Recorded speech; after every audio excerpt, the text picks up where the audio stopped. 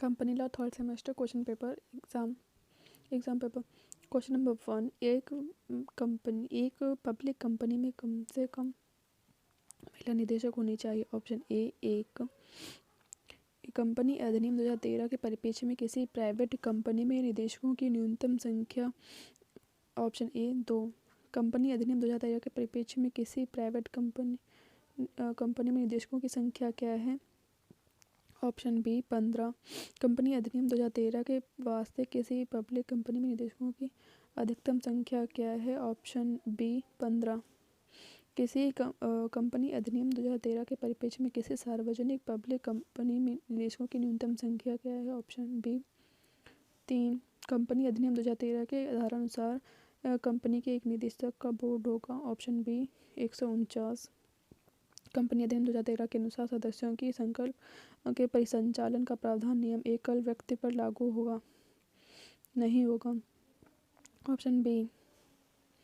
Company अधिनियम की 2013 की कौन सी धारा साधारण वार्षिक अधिवेशन की रिपोर्ट से संबंधित है। ऑप्शन ए, तो 121 है। कंपनी अधिनियम 2013 की कौन सी धारा साधारण या विशेष संकल्प से संबंधित है। Option B, 114। कंपनी अधिनियम 2013 की कौन सी धारा सदस्यों के संकल्प के परिसंचालन से संबंधित। Option B, 111। अधिवेशन बुलाने के लिए प्राथमिक मुख्य प्राधिकारी है निदेशक मंडल, शेयरधारक, सदस्यगण, उपरोक्त सभी। एक अधिवेशन सभा के वैध होने के लिए उसे ठीक प्रकार से बुलाया जाना चाहिए, गठित होना चाहिए, संचालित होना चाहिए। ऑप्शन डी, उपरोक्त सभी। वर्ग अधिवेशन का प्रकार है लेनदार के अधिवेशन, पत्र धारकों का अधिवेशन, निदेशक मंडल के अधिवेशन। ऑप्शन डी, उपरोक्त सभी। कंपनी अधिनियम की 2013 की धारा कौन सी अधिवेशन सूचना से संबंधित है। Option A, 121। कंपनी अधिनियम 2013 की धारा 100 साधारण अधिवेशन को बुलाए जाने के संबंधित है। असामान्य शेयर पूंजी के साथ किसी सार्वजनिक कंपनी शेयरधारक के प्रथमा अधिवेशन को के रूप में जाना जाता है। सांविधिक अधिवेशन किसी कंपनी का साधारण अधिवेशन का प्रकार है। सांविधिक सभा, वार्षिक सभा, असामान्य सभा, उपरोक्त सभी। कंपनी अधिनियम की कौन सी धारा स्वेच्छा परिसमापन हेतु कंपनी समापक की नियुक्ति से संबंधित है। ऑप्शन सी। कंपनी अधिनियम की कौन सी धारा स्वेच्छा परिसमापन के प्रारंभ से संबंधित है। Option B. किसी कंपनी के स्वेच्छा परिसमापन संबंधित वाद है। विश्वनाथ खान, राजाराम मनोहर, हरिप्रसाद जयंतीलाल केस, उपरोक्त सभी।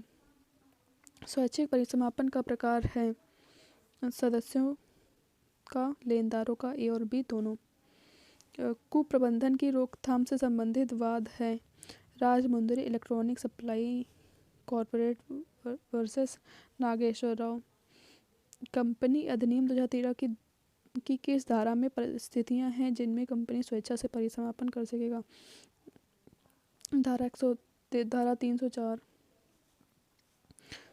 कंपनी अधिनियम की किस धारा के अंतर्गत परिस्थितियां वर्णित हैं जिसमें किसी कंपनी का परिसमापन अधिकरण द्वारा किया जा सकता है।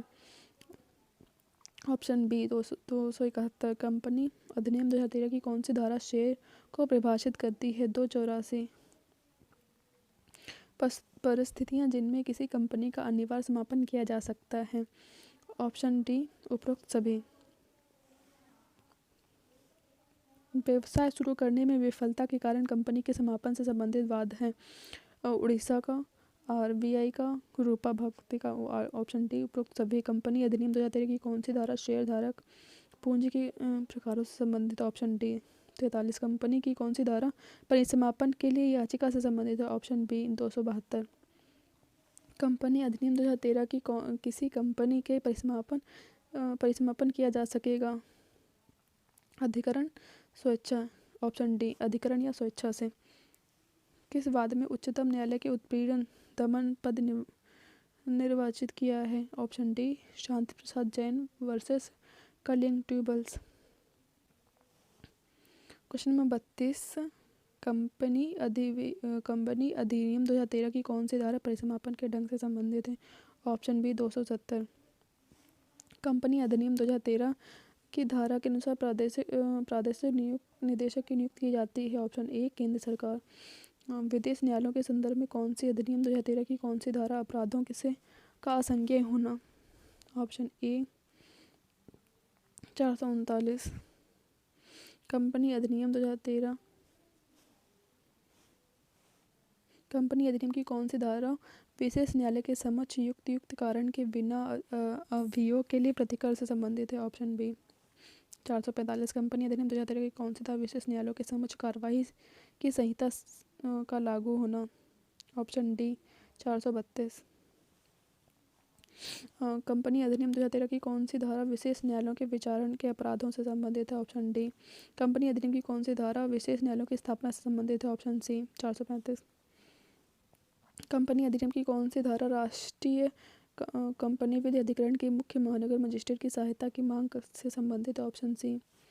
कंपनी अधिनियम की कौन सी धारा राष्ट्रीय कंपनी विधि अधिकरण का मांग से संबंधित दंड देने के लिए संबंधित है? ऑप्शन सी। कंपनी अधिनियम की धारा कौन सी धारा अधिकरण के आदेशों से संबंधित है? ऑप्शन सी। कंपनी अधिनियम की कौन सी धारा राष्ट्रीय कंपनी विधि अधिकरण से आदेश के संबंधित है? Option C. राष्ट्रीय कंपनी विधि अधिकरण के अन्य सदस्य की अवधि 5 वर्ष। राष्ट्रीय कंपनी विधि अधिकरण के अध्यक्ष के सभापति की अवधि के लिए 5 वर्ष। अपील अधिकरण के न्यायिक सदस्यों की नियुक्ति भारत के मुख्य न्यायाधीश या न्यायमूर्ति के द्वारा की जाएगी। कैसे कंपनी अपील अधिकरण का अध्यक्ष नियुक्त किया जा सकता है? या तो उच्चतम न्यायालय का न्यायाधीश या उच्च न्यायालय का न्यायाधीश। राष्ट्रीय कंपनी विधि का अधिकरण अध्यक्ष ऐसा व्यक्ति हो जो 5 वर्ष के लिए किसी उच्च न्यायालय का न्यायाधीश हो या रहा हो। कंपनी अधिनियम 2013 की कौन सी धारा राष्ट्रीय कंपनी विधि अधिकरण के तकनीकी सदस्य को परिभाषित करती है? ऑप्शन सी। कंपनी अधिनियम 2013 की कौन सी धारा राष्ट्रीय कंपनी विधि अधिकरण के अध्यक्ष को परिभाषित करती है? ऑप्शन सी। कंपनी अधिनियम 2013 की कौन सी धारा राष्ट्रीय कंपनी विधि अपील अधिकरण अध्यक्ष को परिभाषित करती है? ऑप्शन सी। कंपनी अधिनियम 2013 की कौन सी धारा अधिनियम की विदेश कंपनियों पर लागू से संबंधित है? Option C. पूर्व निगमन अनुबंध विशिष्ट अनुशोध अधिनियम 1963 की धारा के अधीन होते हैं? Option D. कंपनी अधिनियम 2013 की कौन सी धारा प्रॉस्पेक्ट विवरण के विज्ञापन से संबंधित है? Option B. प्रतिभूतियों की प्रस्तावना करने का प्रस्ताव करने वाली कोई कंपनी प्रॉस्पेक्ट जारी करने के पूर्व हॉरिंग प्रॉस्पेक्ट जारी करेगी। लाल रंग। कंपनी अपने निगमन के लिए दिनों की अवधि के भीतर 30 दिनों के भीतर रजिस्ट्रार द्वारा सत्यापन कराएगी। कंपनी अधिनियम 2013 की धारा 9 कंपनी के रजिस्ट्रेशन के प्रभाव से वर्णित है। कंपनी अधिनियम 2013 के रजिस्ट्रार से भी प्रेरित है जिसके पास कंपनियों को पंजीकृत करने का कर्तव्य है। एक रजिस्ट्रार, एक संयुक्त रजिस्ट्रार या पर रजिस्ट्रार। ऑप्शन डी उपरोक्त सभी। कंपनी अधिनियम 2013 की कौन सी धारा प्रॉस्पेक्ट की परिभाषित करती है? ऑप्शन डी ज्ञापन परिवर्तन। कंपनी अधिनियम। ऑप्शन ए संप्रवर्तन। ऑप्शन डी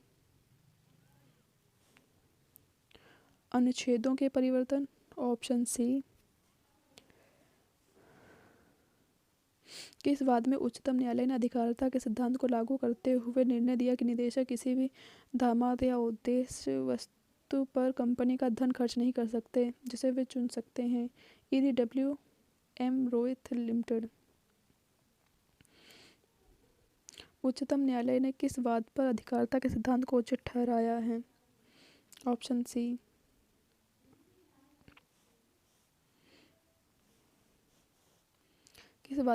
किस वाद में अधिकारिता के सिद्धांत को उचित तरीके से व्याख्यायित किया है? ईस्टबरी रेलवे केस में। कंपनी संशोधन अधिनियम 2013 द्वारा व्यवसाय। कंपनी संशोधन अधिनियम द्वारा पंजीकृत का प्रभाव शीर्षक के अंतर्गत एक समान मोहर शब्दों में लोपित किया। Option B. कंपनी अधिनियम की कौन सी धारा के अंतर्गत ज्ञापन अनुच्छेदों के अधीन कंपनियों के किसी सदस्य द्वारा सृजित सभी धनराशियों उसकी कंपनी का शोधित ऋण होंगी। Option A. कंपनी के अनुच्छेद के प्रपत्रों से होंगे जो अनुसूची की प्रथम तालिका से लिस्ट है। Option D. कौन सी धारा अनुच्छेदों के अंतर नियम से संबंधित है। Option A. ज्ञापन के मुख्य विषय वस्तु हैं उपरोक्त सभी। दो या दो से अधिक व्यक्तियों द्वारा किसी विधिमान उद्देश्यों के लिए कंपनी का गठन किया जा सकता है। Option B. कौन सी धारा ज्ञापन से संबंधित। Option B. कंपनी अधिनियम के अंतर्गत कंपनी के प्रकार शेयरों की परिसीमित प्रत्याभूति द्वारा सीमित कंपनी द्वारा। Option D. उपरोक्त सभी। 7 से अधिक व्यक्तियों द्वारा वैध उद्देश्य के लिए गठित की जाने वाली कंपनी पब्लिक कंपनी। कंपनी अधिनियम के अंदर कौन सी धारा कंपनी बनाए जाने से संबंधित। Option B. कौन सी धारा शेयरों द्वारा परिसीमित कंपनी को परिभाषित करती है। ऑप्शन सी। 222। कंपनी अधिनियम 2013 की कौन सी धारा प्रत्याभूति द्वारा परिसीमित कंपनी द्वारा परिभाषित करती है। ऑप्शन सी। निगमन के का नुकसान या हानि, निगमित आवरण को भेदना, निगमित आधारण का कर्तव्य, निगमन के लाभ, निगमित सीमित दायित्व, केंद्रीकृत प्रबंध। उपरोक्त सभी। कंपनी अधिनियम 2013 के प्रावधान के अंतर्गत निगमित कंपनियों पर लागू होते हैं। कंपनी अधिनियम 2013। ऑप्शन बी किसी पूर्व कंपनी। ऑप्शन डी या तो ए या बी। कंपनी अधिनियम 2013 की कौन सी धारा कंपनी को परिभाषित करती है। 220। कौन अपने स्वयं की प्रतिभूतियों को क्रय करने की कंपनी की शक्ति से संबंधित। Option D. अधिकरण द्वारा पुष्टि के अधीन द्वारा सीमित शेयर पूंजी रखने वाली कंपनी एक विशेष संकल्प द्वारा शेयर पूंजी को कम कर सकती है। Option D. कंपनी अधिनियम की कौन सी धारा बोनस शेयर अंशों को निर्गमन के प्रावधानों से संबंधित। Option B. कंपनी अधिनियम 2013 की कौन सी धारा एक लिमिटेड कंपनी को अपनी शेयर कंपनी में परिवर्तित करने की शक्ति है। Option B. 61। अंशों के आवंटन से संबंधित प्रमुख वाद है आयकर आयुक्त वर्सेस मीनाक्षी। अस्थगित अंशों की कभी कभी प्रतिष्ठापक ऑप्शन सी का अंश के रूप में भी परिभाषित किया गया है।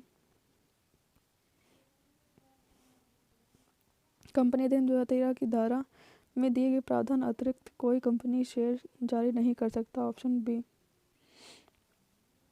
कंपनी अधिनियम 2013 की कौन सी धारा शेयर प्रमाण पत्र की दूसरी प्रति प्रावधानित है। Option B. कंपनी अधिनियम 2013 की कौन सी धारा शेयरों की संख्याकन से संबंधित है। Option D. 45। कंपनी अधिनियम 2013 की कौन सी धारा डिबेंचर और ऋण पत्रों की प्रकृति से संबंधित है। Option D. शेयरों द्वारा कौन सी परिसीमित किसी कंपनी की शेयरों की पूंजी है। उपरोक्त सभी। साधारण शेयर मतदान, साधारण शेयर विशेष अधिकारों सहित अधिमान शेयर। कंपनी अधिनियम की कौन सी धारा अन्यायपूर्ण आचरण के मामलों में अनुदेश के लिए अधिकरण के आवेदन से संबंधित है। Option B. 241। कंपनी अधिनियम 2013 की कौन सी धारा प्रबंध निदेशक को परिभाषित करती है। Option D. 254। कंपनी अधिनियम की कौन सी धारा कोई भी एक ही समय पर किसी प्रबंध निदेशक और किसी प्रबंध को नियुक्त या नियोजित नहीं करेगी। Option C. निदेशक अभिकर्ता के रूप में संबंधित वाद है। Option D. कंपनी अधिनियम एक निदेशक के रूप में के तौर पर नियुक्त के लिए प्रबंधित करता है। Option D. उपरोक्त सभी।